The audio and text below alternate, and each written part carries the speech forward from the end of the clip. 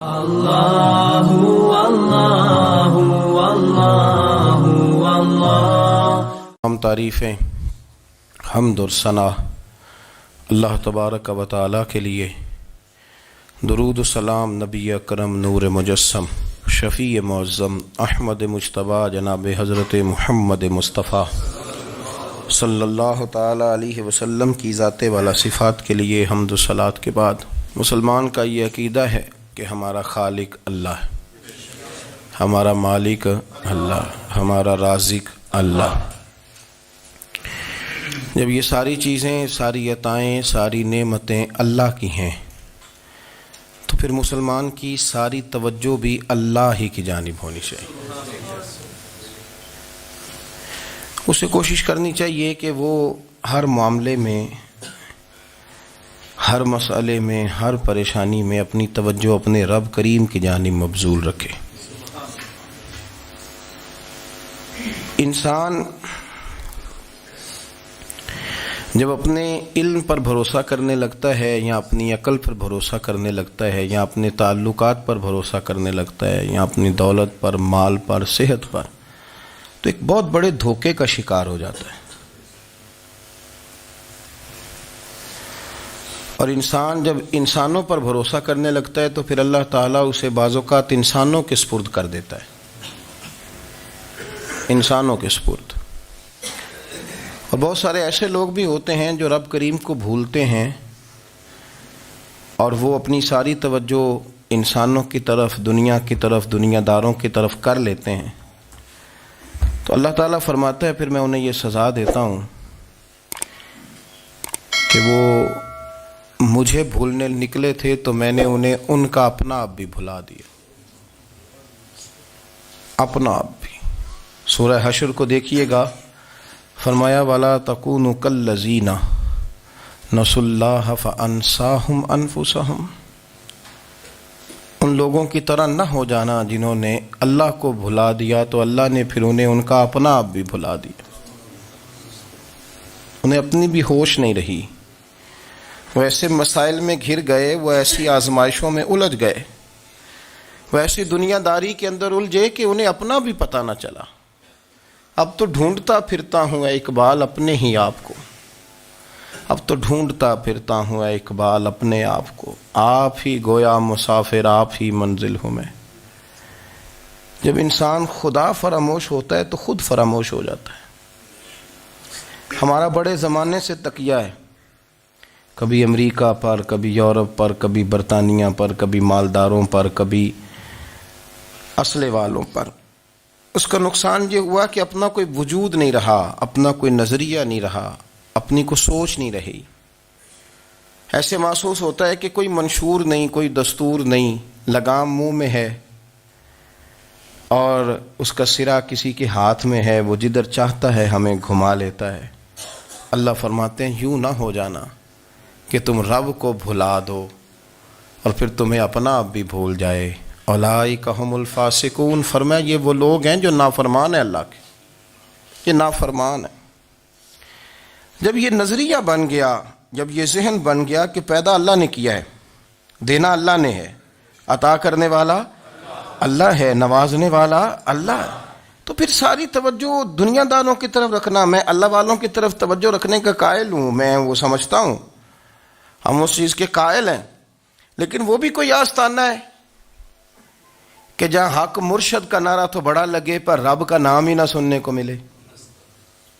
یہ بھی کوئی بات ہوئی کہ جہاں یہ تو نعرہ زور سے لگے کہ جیوے جیوے مرشد جیوے، لیکن استغفار کا درس ہی نہ ملے۔ جہاں ہر وقت یہ بتایا جائے کہ یہاں آ گئے تو بچ گئے، کیسے بچیں گے؟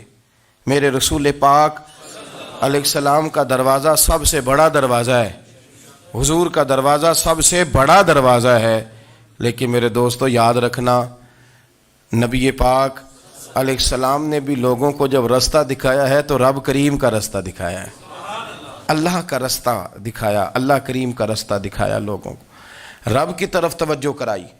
میرے رسول کریم سید عالم صلی اللہ تعالی علیہ وسلم نے لوگوں کی اللہ کی جانب توجہ کرائی اور لوگوں سے یہ کہا کہ وہ اپنے رب کریم کی جانب اپنا ذہن رکھیں، اپنی توجہ اپنے اللہ کی جانب مبذول کریں۔ میری بات کو اچھے طریقے سے سمجھیے گا، علم اللہ تبارک و تعالی عطا کرتا ہے، تو اسے اللہ کی عطا ہی سمجھنا چاہیے۔ کچھ لوگوں کے پاس علم ہوتا ہے پر علم نافع نہیں ہوتا، وہ ٹامک ٹونجا مارتے رہتے ہیں ساری زندگی۔ علم کو اللہ کی عطا سمجھیں، اپنی عقل پر اپنے شعور پر زیادہ بھروسہ نہ سمجھیں، نظر اللہ پہ رکھیں۔ حضرت مولا علی شیر خدا کرم اللہ تعالی وجہہ الکریم سے کسی نے پوچھا تھا بڑا عالم کون ہوتا ہے؟ ہمارے ہاں تو اب وہ والے عالم پائے جاتے ہیں نا، اللہ ماشاءاللہ، جو ممبر پہ بیٹھتے ہیں تو دعوے ہی دعوے ہیں، ممبر پہ بیٹھتے ہیں تو دعوے ہی دعوے ہیں، اس طرح کے عالم ہمارے ہاں پائے جاتے ہیں۔ وہ ہر بات میں دعویٰ کرتے ہیں، میں یہ کر دوں گا، میں وہ کر دوں گا۔ یہ مزاج علماء کا نہیں۔ حضرت علی المرتضیٰ سے کسی نے پوچھا بڑا عالم کون ہوتا ہے؟ فرمایا بڑا عالم وہ ہوتا ہے کہ جسے مسئلے کا پتہ نہ ہو تو وہ کہہ دے مجھے نہیں پتا، میں پتہ کر کے بتاؤں گا، غلط بات بیان نہ کرے۔ امام مالک سے کسی نے کوئی مسئلہ پوچھا تو آپ فرمانے لگے مجھے اس سوال کا جواب نہیں آتا، ہمارے بزرگ سمجھاتے کیا ہیں؟ وہ کہنے لگا آپ اتنے بڑے امام ہیں تو اس سوال کا جواب نہیں آتا۔ فرمانے لگے اگر مجھے ہر سوال کا جواب آتا پھر تو میں خدا ہوتا، مجھے ہر سوال کا جواب نہیں آتا، مجھے تو اتنا آتا ہے جتنا میرے رب نے مجھے عطا کر دیا ہے۔ اپنی نظر اللہ پہ رکھیں، نکل آئیں اس معمے سے باہر کہ میں کوئی بلا ہوں، مجھے بڑا پتہ ہے، میرے پاس 6 ڈگریاں ہیں، مجھے 10 جگہ پہ تدریس کا شغف حاصل ہے، اس سے نکلیں باہر۔ قرآن مجید دیکھیے گا، اللہ تعالیٰ نے ارادہ قدرت فرمایا کہ میں حضرت آدم کو بناؤں گا، پھر بنانے کے بعد فرمایا فرشتوں سجدہ کرو آدم کو، سب نے سجدہ کیا الا ابلیس ابا واستکبر وکان من الکافرین، سب نے سجدہ کیا سوائے ابلیس کے، اس نے انکار بھی کیا، تکبر بھی کیا اور کافروں میں سے ہو گیا۔ تو یہ جب اللہ تعالیٰ نے سجدہ کرایا تو کیسے کرایا؟ اللہ تبارک و تعالیٰ نے نا حضرت آدم کو علم سکھایا خود، وعلم آدم الاسماء کلہا، خود اللہ فرماتے ہیں کہ میں نے جناب آدم علیہ السلام کو تمام اشیاء کے نام سکھائے، سب اشیاء کے نام سکھائے۔ تو وہ چیزیں پھر میں نے نا، اللہ فرماتے ہیں میں نے فرشتوں پہ پیش کی، میں نے کہا کہ بتاؤ ان کے نام کیا ہے، تو فرشتوں نے جو جواب دیا ہے وہ سمجھنے والا ہے۔ اللہ نے چونکہ خود علم سکھایا تھا حضرت آدم کو، جناب آدم سکھایا تھا لیکن فرشتوں کو نہیں سکھایا تھا، تو اللہ کریم نے فرمایا فرشتوں اب یہ بتاؤ ان چیزوں کے نام کیا ہیں؟ تو فرشتے کیا کہتے ہیں؟ فرشتے عرض کرتے ہیں قالوا سبحانک لا علم لنا۔ آپ کبھی یقین کریں اس چیز کی لذت لیں تو مزہ آ جائے۔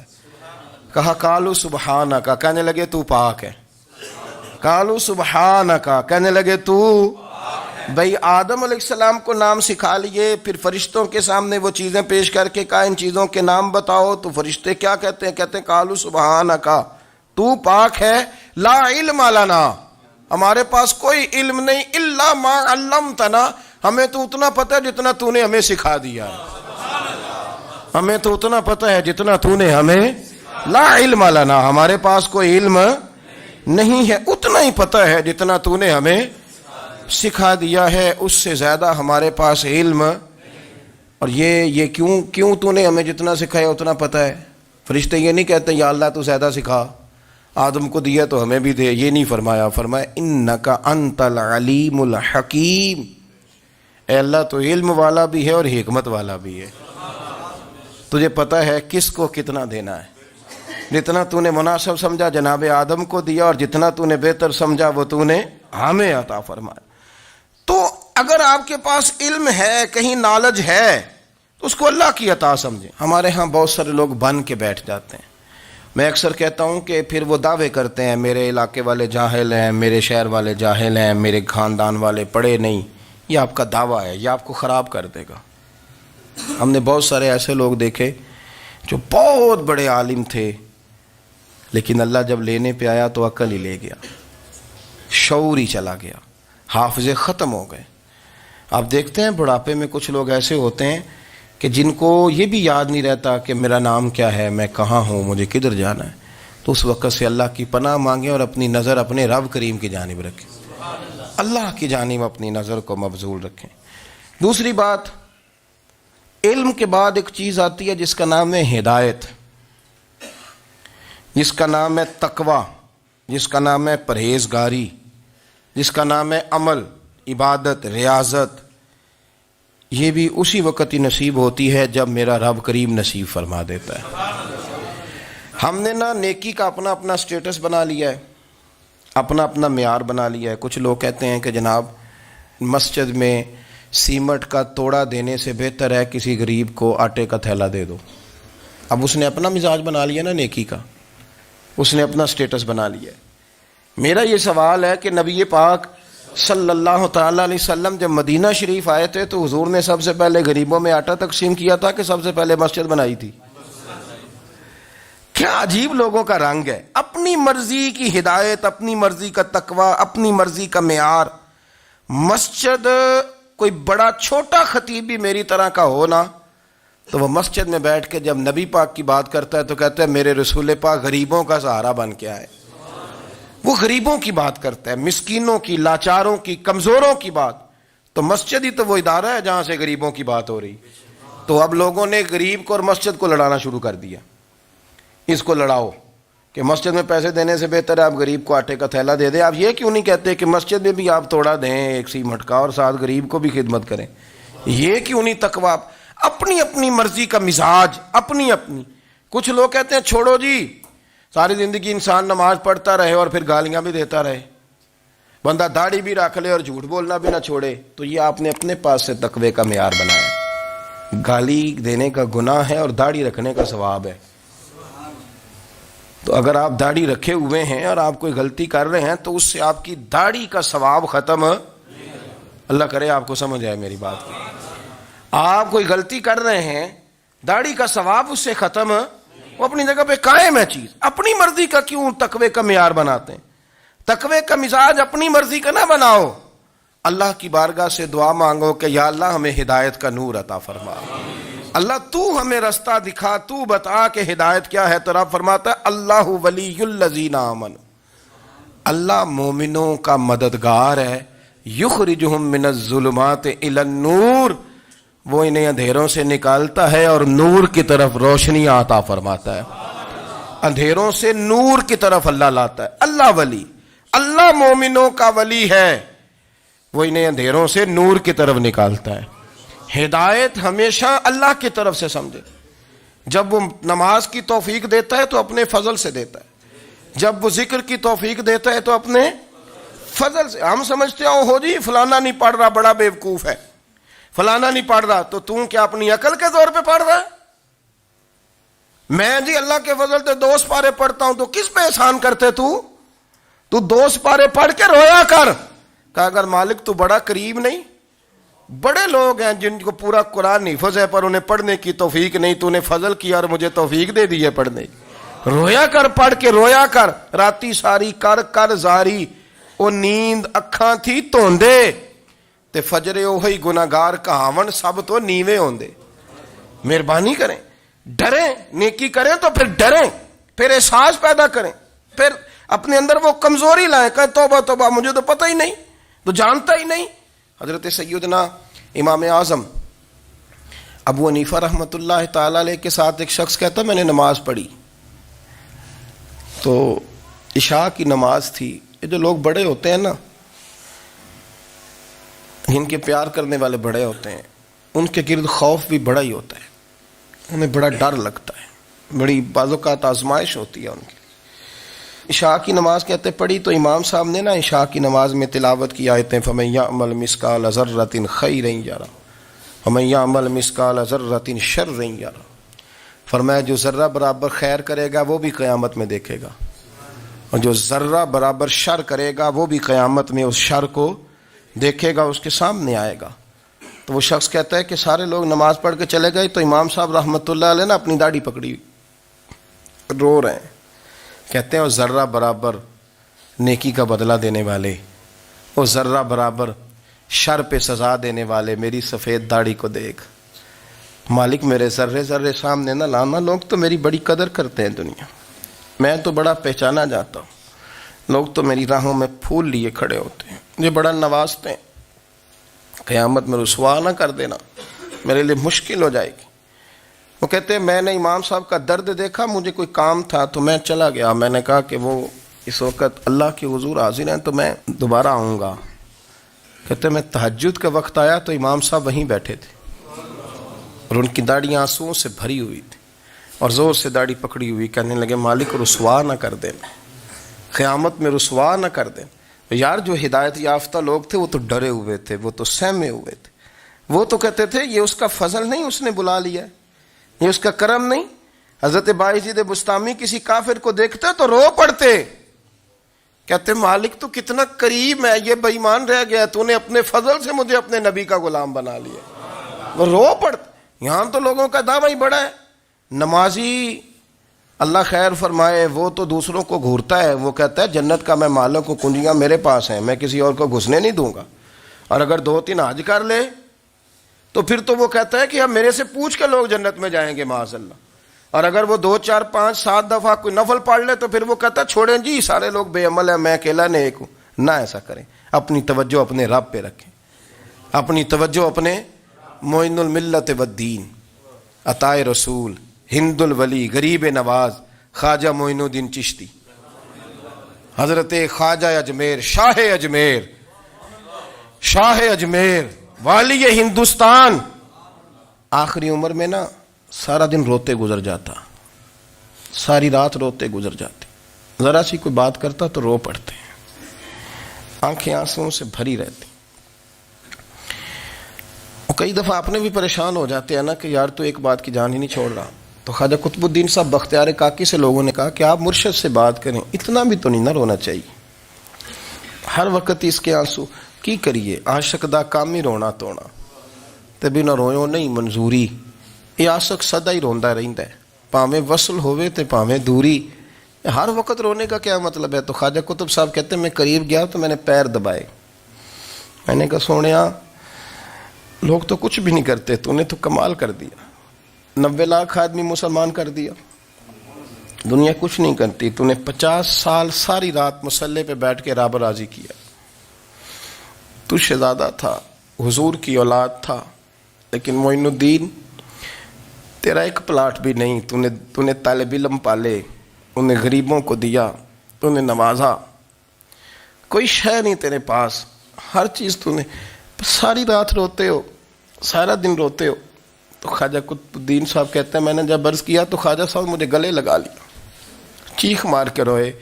کہنے لگے قطب الدین پتر داڑھی سفید ہو گئی, جانے کا وقت آ گیا. جو تو نے نیکیاں گنوائی ہیں وہ ہیں صحیح میرے پاس, پر یار کی بارگاہ میں پیش کرنے کے قابل ایک بھی نہیں. تو بارگاہ تو دیکھ کتنی بڑی ہے, رسول کریم کی بارگاہ میں پیش کرنے کے قابل ان میں سے ایک بھی نہیں. تو آستانہ دیکھ کتنا بڑا ہے, کیا پیش کروں گا, کیا عرض کروں گا حضور کی بارگاہ میں, کس طرح. وہ یار جو بڑے تھے وہ تو ڈرے ہوئے تھے, سہمے ہوئے تھے, وہ تو بڑی آزمائش میں تھے. لیکن میرا اور آپ کا رٹا 2 نمازیں پڑھ کے 6 نمازوں کا دعویٰ کرنا اور لمبی چوڑی کہانیاں بنانا اور اپنے منہ سے اپنی تعریفیں کرنا, اس سے تھوڑا باہر آئیں. رزق بھی میرا اللہ ہی دیتا ہے, علم بھی اللہ دیتا ہے, رزق بھی. بڑے بڑے فقیروں کو مالدار ہوتے دیکھا, بڑے بڑے مالداروں کو فقیر ہوتے دیکھا. بڑے میرے ایک بڑا سخی قسم کا سجن ہے, بڑا پیارا ہے, میں اسے سخی مانتا ہوں. میں نے اپنی پریشانیوں کے دنوں میں بھی اس شخص کو سخی دیکھا. ایک دن رات کو مجھے ٹیلی فون کر کے کہنے لگا کدھر ہو؟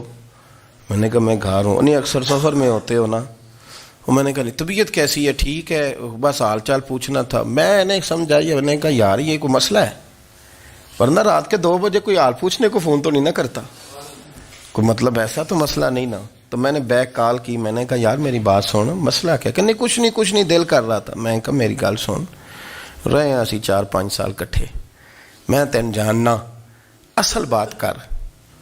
کہنے لگا مکان بھی بڑا ہے, سارا کچھ ٹھیک ہے, پر وہ بڑا ہی بے نیاز ہے. کچھ حالات اس قسم کے آ گئے ہیں کہ لوگوں کو بتاؤں بھی تو لوگ ماننے کو تیار نہیں.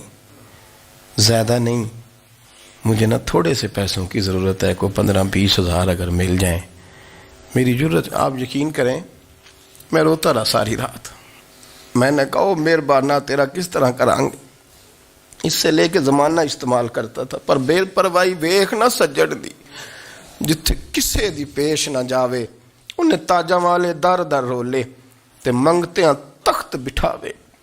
ਸੱਜਣਾ ਕਿਸੇ ਨੂੰ ਘਰ ਮਿਲਦਾ ਹੀ کوئی کعبوں خالی آوے، واللہ خیر الرازقین، وقت تو دائیں بائیں نہ جا، رزق تو تجھے میں دوں گا، میں ہوں بہتر رزق دینے والا۔ بڑے بڑے بادشاہ، بڑے بڑے شہنشاہ، بڑے بڑے لوگ، ہاتھوں میں کاسے، فقیریاں۔ ام ربیہ کہا کرتی تھیں، بڑی نیک اور صالح خاتون تھیں، وہ کہتی ہیں کہ میں نا بڑے امیر آدمی کی بیوی تھی، اپنے شوہر کے ساتھ چھت پہ بیٹھی تھی تو نیچے فقیر مانگنے والا آیا، اس نے بڑے درد سے صدا کی تو میں نے اپنے شوہر سے کہا کچھ دے دیں، کہا دفع کر، ان لوگوں نے دھندا بنایا ہوا ہے۔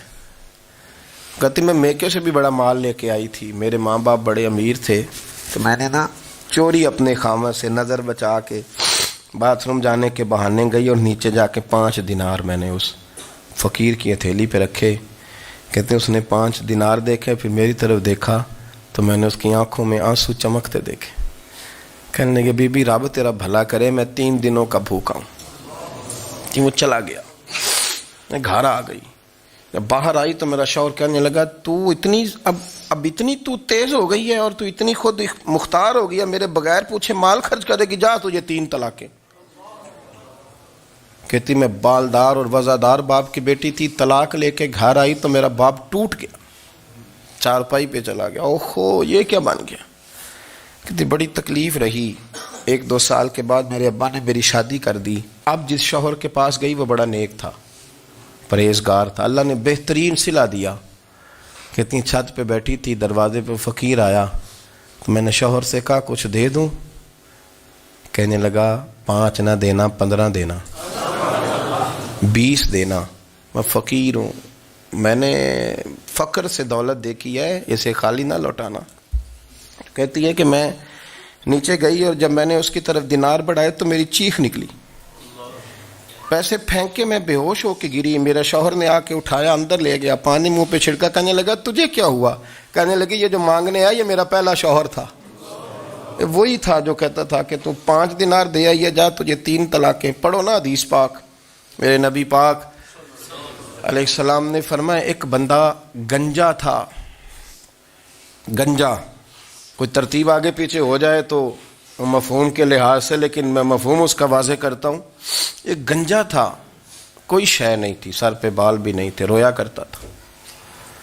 اللہ تعالیٰ نے فرشتے کو بھیجا، تجھے کیا چاہیے؟ تو کہنے لگا بال آ جائیں اور تھوڑا مال آ جائے۔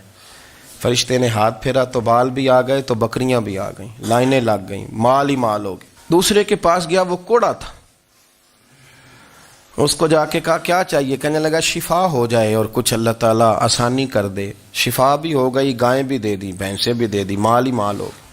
پھر ایک کے پاس گیا، وہ اندھا تھا، تجھے کیا چاہیے؟ اس نے کہا آنکھیں مل جائیں اور کچھ ساتھ اللہ مال دے دے۔ اونٹ ہی اونٹ ہو گئے۔